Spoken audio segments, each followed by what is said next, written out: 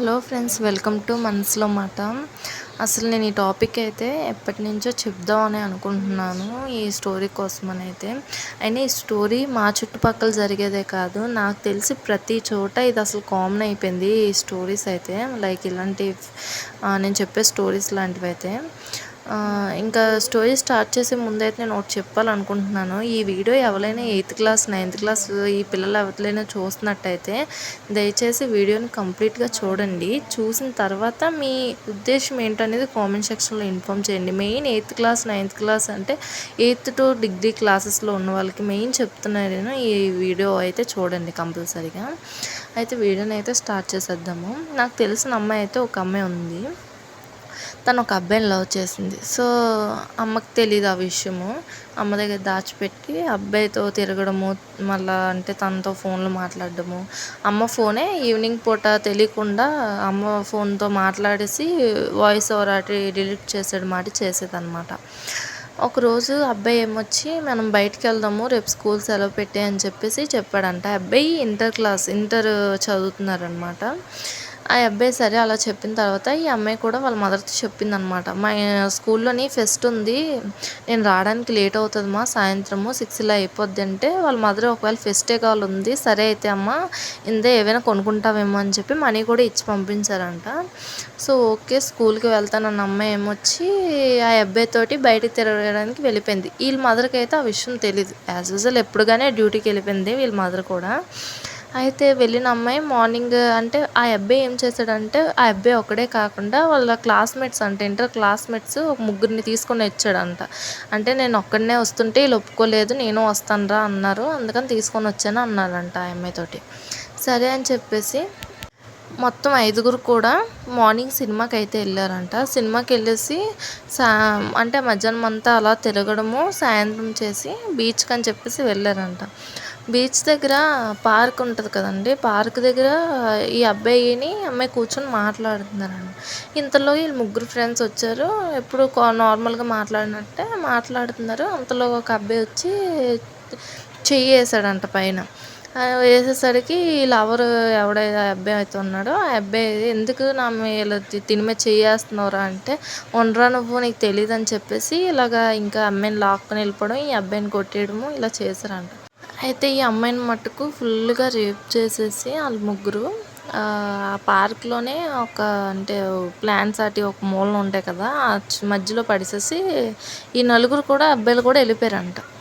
అమ్మాయికి ఇంక బట్టలు లేకుండా ఇలాగా అసలు వింటారు వాళ్ళకి అసలు ఎలా చేయాలనిపించిందో అసలు అయితే అర్థం అవ్వట్లేదు నాకు. సరే పార్క్లో తిరుగుతున్న వాళ్ళే ఇంకా చూసి ఇంకా పోలీసులకి అయితే కంప్లైంట్ చేస్తే ఆ అమ్మాయిని తీసుకొని వచ్చారు, హాస్పిటల్కి తీసుకొని వెళ్ళి మొత్తం అమ్మాయి అయితే పర్లేదు, ఓకే ముందులాగే అయ్యింది, ఓకే డన్.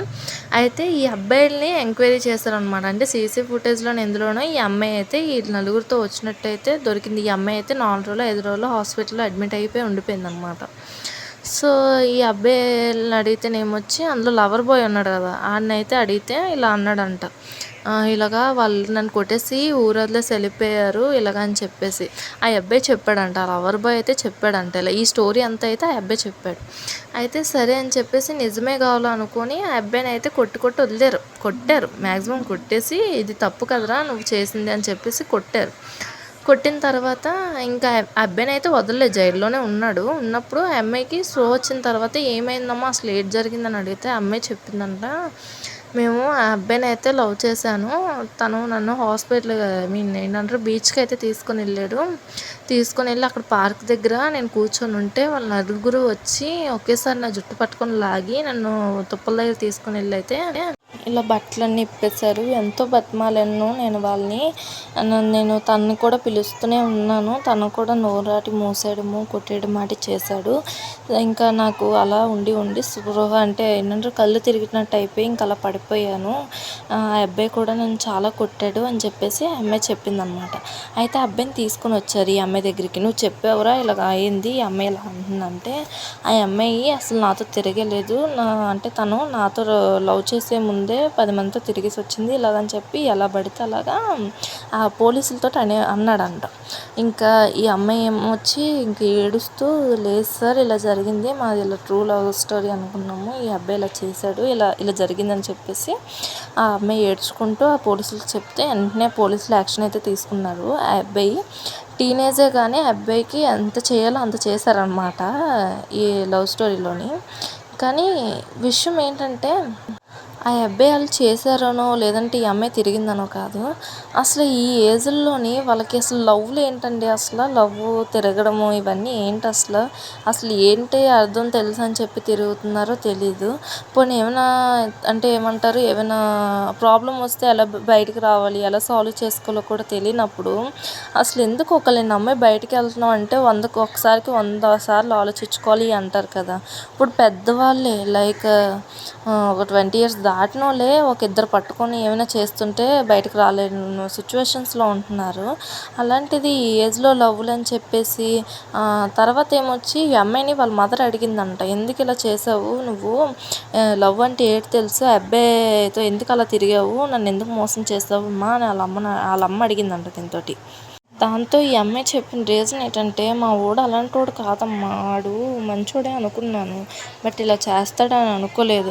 అసలు ఏంటి అసలు అంటే మొగుడికైనా ఇలాగా వెనకేసుకొని రాడేమో, అంటే మా వాడు ఇలాంటోడు, మా వాడు అలాంటోడు అని చెప్తుందంట వాళ్ళ మదర్ తోటి.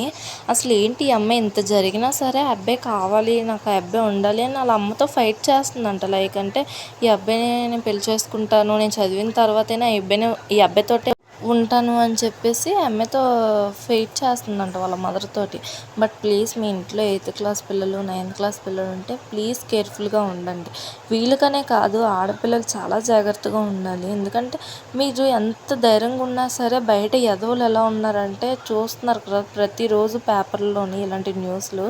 బట్ ఈ అమ్మాయి అయితే సేఫ్ అసలు నాకు తెలిసి. ఒకవేళ మీకు తెలియకుండానే బలవంతంగా ఎవరైనా మిమ్మల్ని ఇలాగా అంటే చూడండి, వచ్చి రాకపోతే ఇలా చేస్తాను అలా చేస్తాను బ్లాక్మెయిల్స్ ఇలాంటివి ఏం చేస్తున్నట్టయితే మీ ఫ్యామిలీకి ఇన్ఫామ్ చేయండి.